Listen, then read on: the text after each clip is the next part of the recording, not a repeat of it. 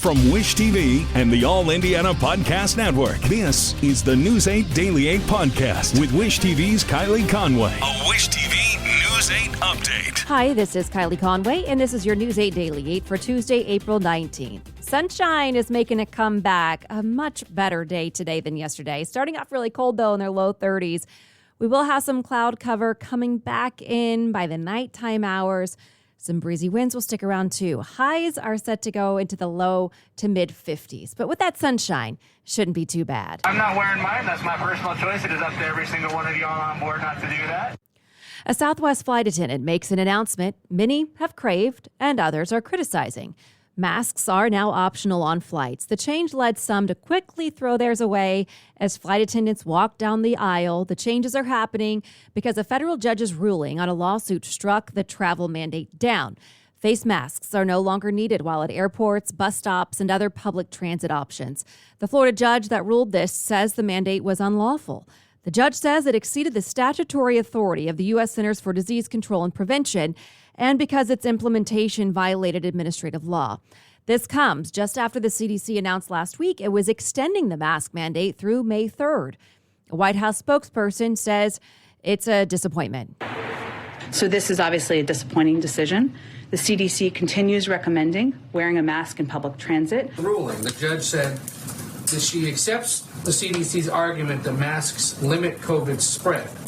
But that alone is not sufficient to overcome what she concludes is a rule that exceeds the agency's authority to put it in place. The administration believes otherwise, right? Well, otherwise, we wouldn't have put it in place to begin with. The Transportation Security Administration and several airlines, including Alaska, Delta, and United, say they will not enforce the rule. Airports in Houston and Dallas also announced the decision to not enforce. Local governments and travel organizations can still enforce their own regulations, and the CDC does still recommend masks. The Biden administration says that it's reviewing the decision and assessing potential next steps.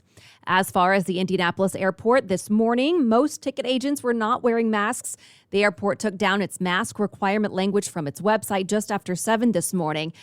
But as of 8:30 this morning, there's still no confirmation from the airport that it officially has dropped the mandate. However, Hannah Mordeau was inside this morning, saw about 50% of passengers deciding to ditch the masks, and no one was telling them not to. I see some masks, no masks. The workers don't have masks on. How do you feel about it? I think I'm okay with it being taken away in the airport. Not so sure about the plane yet because it's close proximity. But yeah. Had you a little nervous? Yeah. I just heard, we don't have to wear masks anymore, and I love it. It just feels so refreshing not to have a face mask over your nose and your mouth. What about on the plane? Kind of skeptical, but it's okay. Hey, stay prayed up and we're all good. I think it's great. I'm not sure masks are that effective. What about on the plane? I think on the plane is probably a good idea because we're in very close quarters, and I know that the air is supposed to be circulating and clean, but I still have my hesitance about it. Indigo is also following the latest ruling, saying effective immediately, those riding Indigo or visiting Indigo properties are no longer required to wear a mask. Wish TV medical expert and former Surgeon General Dr. Jerome Adams disagrees with the ruling and says people who want to continue wearing masks should. Well, one of the keys here is that a lot of this conversation is about what authority we have to compel people to take health measures. But as a physician, I want people to take health measures because they feel and believe it's the right thing to do for them and their community. Adams also says people who are not vaccinated should continue to mask up. And today, the man police think murdered his roommate, then dumped the body, is set to appear in court for the first time. This comes after a month-long investigation by the Lawrence Police Department. 26-year-old DeJuan Lewis is in jail with no bond in connection to killing his roommate, 43-year-old William Romero. According to the police affidavit, a person walking their dog found Romero's body covered with leaves near Trilobite Drive and Lee Road last month. The Marin County Coroner's Office determined Romero died from a gunshot wound and ruled his death a homicide. Court documents show Lewis and Romero lived together and both worked at a McDonald's in Fishers. Documents show Romero was last seen alive March 12th as he and Lewis left work. Red flags went up when Romero didn't show up for work. Coworkers told police that Lewis didn't have a car and would get a ride to work from Romero. Detectives managed to locate Romero's car and found Lewis was the person driving it, so detectives detained and questioned him.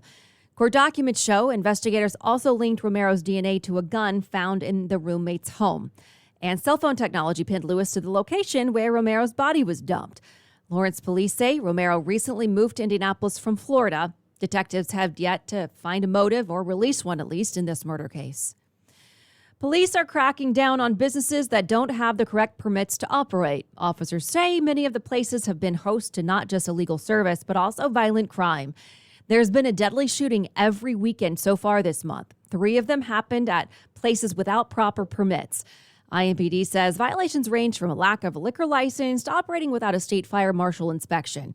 Now police are warning bad business owners that major crackdowns are coming. It's difficult to keep track of every single event that's taking place in just legal and permitted establishments, let alone the ones that aren't legal. We want to hear from people. We want people to cooperate with us and provide us with information that leads to furthering investigations and closing a lot of these locations. Police say they're now showing up to Marion County Liquor Board meetings to request some businesses be shut down. And today, attorneys plan to release independent autopsy results for a Michigan man whose shooting by police has prompted protest. We on Daybreak showed you the body camera video of the moments leading up to Patrick Lyoya's death last week. It sparked demonstrations in Grand Rapids and calls from Lyoya's family for the officer to face criminal charges. A prominent civil rights attorney is now representing Lyoya's family and says the shooting happened in part because Lyoya was black. Authorities are not releasing the official report from the coroner's autopsy. A former medical examiner performed a separate autopsy at the request of the family. Attorneys for Lyoya's family plans to release the results at a news conference. 2 Indiana gun dealers and a former police chief from Ohio have all pleaded guilty to serious gun crimes. Prosecutors say the trio conspired to buy and sell fully automatic machine guns. The U.S. attorney says Dorian LaCourse was the only officer in Addiston, Ohio, a town of 1,000, but used that job to help Jonathan Markham and Christopher Petty acquire and sell 200 of the highly regulated weapons. Prosecutors say LaCourse signed bogus paperwork claiming his department was interested in the weapons, allowing Markham and Petty to acquire them and demonstrate them. But rather than demonstrating them to LaCourse's department, the two sold them at a profit of 5 to 6 times the purchase price. The U.S. attorney says the pair gave LaCourse more than $11,500 for his role. He now faces up to 15 years in federal prison. Markham is from Laurel, Indiana. Petty is from Lawrenceburg. Both face up to 5 years. A ruling on if a transgender student in Martinsville can use the boys' bathroom could come any moment. The student identifies as a boy. The ACLU of Indiana is working with his family to sue Martinsville schools after his request to use the boys' restroom was denied. The ACLU says that was a direct violation of his civil rights. To tell a transgender student who is certainly at that point in their life suffering from feeling different from everyone else that they have to use the quote-unquote special bathroom is incredibly destructive. The lawsuit also wants to force the district to allow him to play on the school's boys' soccer team. Russian forces launch a full-scale ground offensive to take control of Donbas, Ukraine's eastern industrial heartland. Ukrainian officials call it a new phase of the war. Volodymyr Zelensky made the announcement in his video address last night. In recent weeks, Russia announced its plans to capture Donbas as the main goal of the war after an attempt to storm Kyiv failed. The fighting comes after 4 Russian missile strikes on Lviv yesterday. Officials say at least 7 people were killed in the morning attacks. They report 3 missiles hit military infrastructure, and the 4th hit a tire repair facility. Officials also report that the blast shattered windows in a hotel where displaced Ukrainians were staying. One woman says most people trying to flee the country have no way out. A lot of people can't leave this place because of problems with health, and they don't have enough money. Zelensky also says Russian forces took thousands of children from Mariupol. He says it's unclear where they are now. 3 sailors serving on the same American aircraft carrier have died within 1 week. The USS George Washington is currently in Virginia.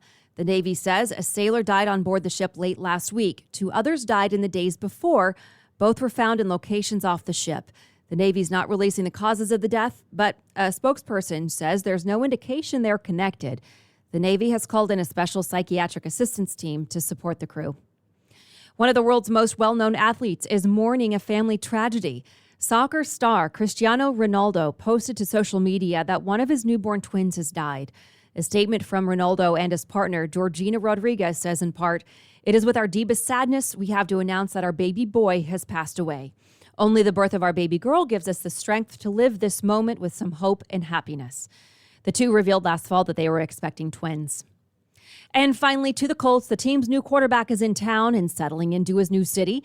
Our Charlie Clifford explains what motivates Matt Ryan. It's about winning, and it's about winning big. With the CEO mentality of Peyton Manning, a track record mirroring Phillip Rivers, Matt Ryan's mold fits Indianapolis. And for those who watched as far back as youth football, on the inside, it's the fire that makes Matty Ice. Since his high school days, it's never been about him. One of the most physically tough players we ever had.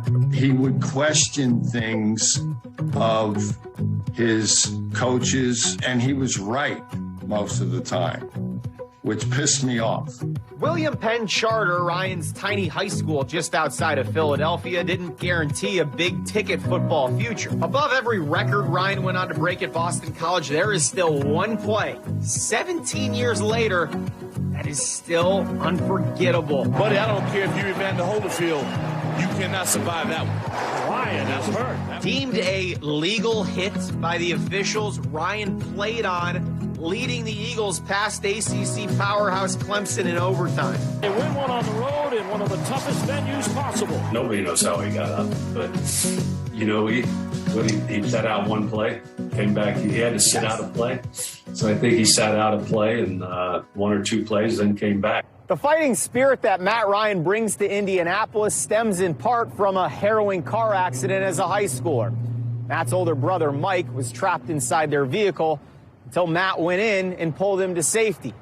Ultimately, the injuries ended Mike's football career. Today, he remains Matt's biggest supporter. You know, he's never told me this, but I would sense that he plays for his brother. I would guess that that was some of the fortitude that made him crawl back into the huddle in the Clemson game. That's there, and it'll always be there. The story here starts now. Final chapter for this stone-cold competitor. Charlie Clifford, Wish TV, wishtv.com, and follow us on Facebook. This has been your News 8 Daily 8 for Wish TV. I'm Kylie Conway. Online at wishtv.com and follow us on Facebook when you search Wish TV. This is the News 8 Daily 8 podcast with Wish TV's Kylie Conway. A Wish TV News 8 update on demand. For even more, on demand and on the go. Connect with Wish TV on Facebook at wishtv.com and on the free Wish TV mobile app. Thank you for listening. And be sure to like, subscribe, and follow this podcast for updates every weekday morning on the All Indiana Podcast Network and wherever you get your podcast.